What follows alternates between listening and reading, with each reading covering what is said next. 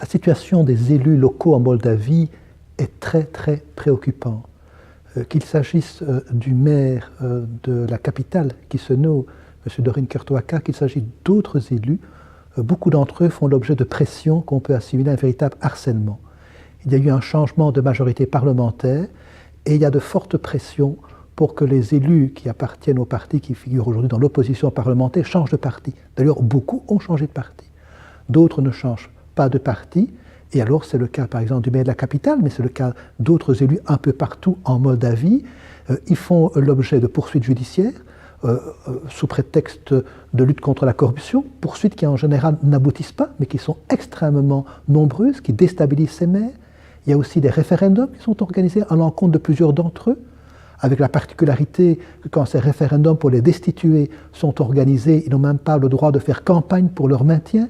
Ce sont des situations tout à fait anormales, qui ont conduit d'ailleurs dans la deuxième ville de Moldavie à une grève de la faim des élus locaux.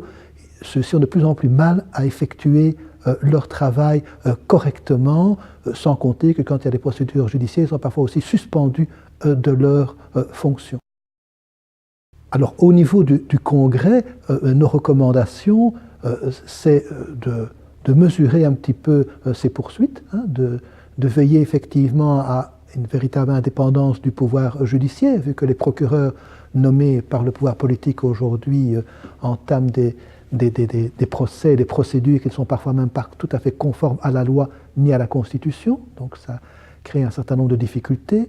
Mais nous voulons aussi que se rétablisse un dialogue réel entre les pouvoirs locaux et le gouvernement, entre en particulier le CALM, donc le Congrès des associations locales de Moldavie et les autorités gouvernementales, à la fois pour régler cette situation et mettre fin à ce harcèlement, mais aussi pour, vu que des réformes de l'autonomie locale sont annoncées dans ce pays, pour qu'il y ait un dialogue sur le contenu de ces réformes de l'autonomie locale.